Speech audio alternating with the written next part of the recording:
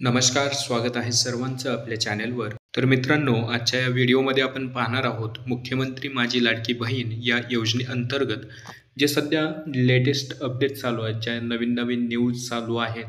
तर त्याच्यामधलीच एक न्यूज आहे की पैसे तुमचे फक्त याच बँकांमध्ये येणार. तर ही जी माहिती आहे, तर याच्याबद्दल आपण संपूर्ण सविस्तर माहिती या व्हिडिओमध्ये पाहणार आहोत. ही माहिती खरी आहे की खोटी आहे, याच्यामध्ये सत्यता किती आहे, तर हे सर्व आपण या व्हिडिओच्या माध्यमातून आज जाणून घेणार आहोत. हा जो व्हिडिओ आहे शेवटपर्यंत बघा, कारण या व्हिडिओमध्ये आपल्याला अत्यंत महत्त्वाची माहिती मिळणार आहे.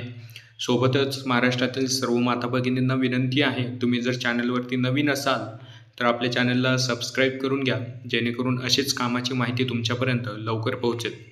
चला तर मग सुरुवात करूयात आजच्या आपल्या या व्हिडिओला.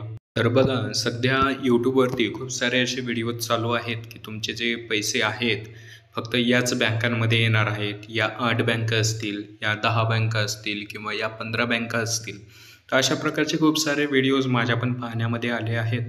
आणि त्याच्यानंतरनं स्वतः ज्यावेळेस मी ॲनालिसिस केलं, ज्यावेळेस त्याची माहिती काढण्याचा प्रयत्न केला गव्हर्नमेंटच्या ऑफिशियल्स वेबसाईटवरून, तर त्यामध्ये अशी माहिती समोर येते की सध्याचे व्हिडिओ चालू आहेत, सध्याचे फक्त याच बँकांमध्ये तुमचे पैसे जमा होणार याच्याबद्दलची जी माहिती यूट्यूबवरती मोठ्या यूट्यूबर्सकडून फिरवली जात आहे, तर ही माहिती अत्यंत चुकीची आहे आणि खोटी आहे. तर यामध्ये कुठल्याही प्रकारची सत्यता नाही आहे, कारण अशा कुठल्याही प्रकारचा GR राज्य शासनाकडून सध्या जाहीर करण्यात आलेला नाही आहे. कारण सध्या जे निवडणुकांचं वातावरण चालू आहे, त्याच्यामुळे कुठलीही मंत्रिमंडळाची बैठक होत नाही किंवा राज्य शासनाकडून कुठल्याही प्रकारचे GR प्रसिद्ध केले जात नाहीत.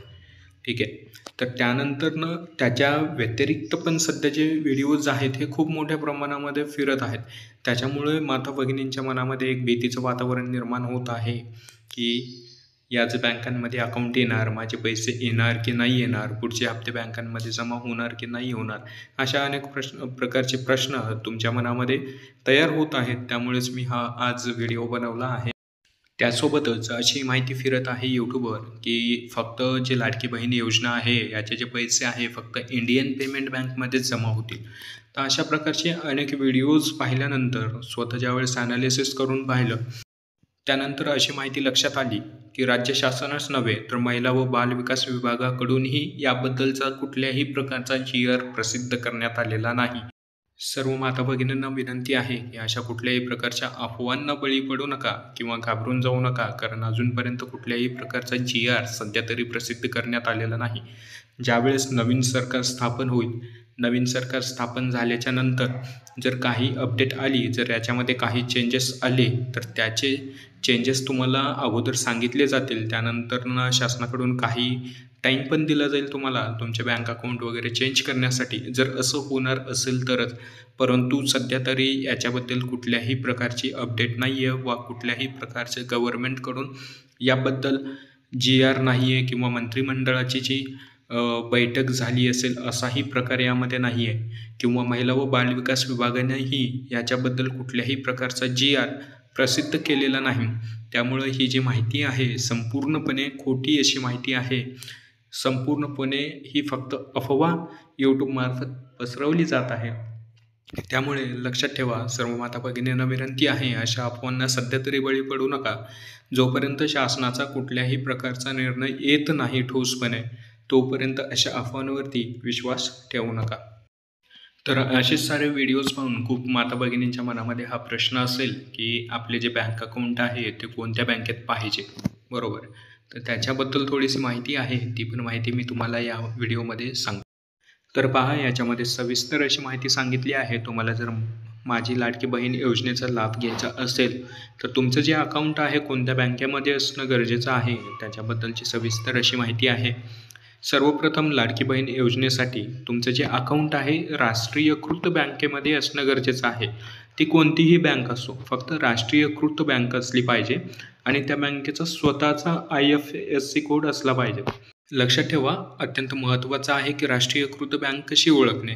ज्या बँकेचा स्वतःचा IFSC कोड आहे त्या बँकेचा अकाउंट या योजनेसाठी चालणार आहे किंवा त्या बँकेमध्ये या योजनेचा जो लाभ आहे तो तुम्ही घेऊ शकता. त्यानंतर तुमचे जे बँक अकाउंट आहे ते आधारशी लिंक असणं गरजेचं आहे, कारण तुम्हाला या योजनेचा जो लाभ आहे तो DBT मार्फत मिळणार आहे डायरेक्ट तुमच्या अकाउंटमध्ये. सोबतच महिलेचे बँक खाते जॉईंट नसावे, म्हणजे तुमचं जे अकाउंट आहे तुमचं आणि तुमच्या फॅमिली मेंबरसोबत हे जॉईंट अकाउंट नसावं, तर हे एक महत्त्वाची अट आहे यामध्ये. पुढे बघा, अर्जदार महिलेचे बँक अकाउंट हे सिंगल असावे. तर ह्याच्यामध्ये सरळ माहिती दिलेली आहे की तुम्ही जर अर्ज करत असाल या योजनेसाठी, तर तुमचं जे अकाउंट आहे हे सिंगल अकाउंट असावं, हे जॉईंट अकाउंट नसावं. हे तुमचं सिंगल अकाउंट असणं गरजेचं आहे.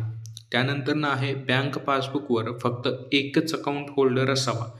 सरळ संपूर्ण अशी माहिती दिलेली आहे की बँक अकाउंटवरती फक्त एकच अकाउंट होल्डर असावा, असं यामध्ये सरळ आपल्याला सांगण्यात आलेलं आहे. त्याच्यानंतर आहे बँक अकाउंटची शाखा ही महाराष्ट्रातील असावी. म्हणजे तुम्ही कुठल्याही राष्ट्रीयकृत बँकेमध्ये जरी अकाउंट काढलं तर त्या बँकेची जी शाखा आहे ही फक्त महाराष्ट्रामध्ये असणं गरजेचं आहे. महाराष्ट्रामध्ये त्या बँकेची शाखा असणं गरजेचं आहे. तर मग तुम्हाला प्रश्न पडला असेल की कोणत्या बँकेमध्ये अकाउंट काढणं हे सगळ्यात चांगलं असणार आहे. तर काही बँकांची लिस्ट दिली आहे, काही बँकांची नावे मी माझ्याकडून तुम्हाला सजेस्ट करत आहे.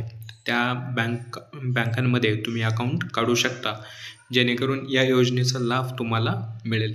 सर्वप्रथम बघा, भारतीयची स्टेट बँक आहे SBI, तर या बँकेमध्ये पण आपण अकाउंट काढू शकता. सोबत बँक ऑफ इंडिया आहे, त्यानंतर बँक ऑफ बरोदा आहे, त्यानंतर बँक ऑफ महाराष्ट्र आहे.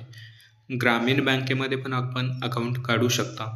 सोबतच सेंट्रल बँक आहे, त्यानंतर पोस्ट ऑफिस बँक आहे, HDFC बँक आहे, ॲक्सिस बँक आहे, कोटक बँक आहे, ICICI बँक आणि इंडियन बँक.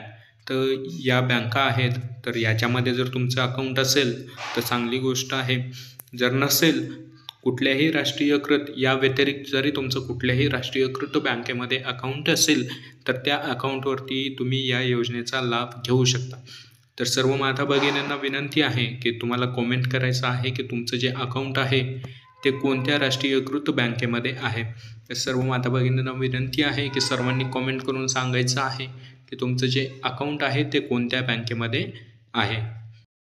तर आजची जी महत्त्वाची माहिती होती, महत्त्वाची अपडेट होती की सध्या जे व्हिडिओज फिरत आहेत यूट्यूबवर की फक्त याच बँक अकाउंटमध्ये तुमचे पैसे येणार, तर अशी कुठल्याही प्रकारची अधिकृत अपडेट शासनाकडून आलेली नाही आहे. वा अशा कुठल्याही प्रकारची अधिकृत GR शासनाकडून किंवा बालविकास विभागाकडून प्रसिद्ध करण्यात आलेला नाही आहे.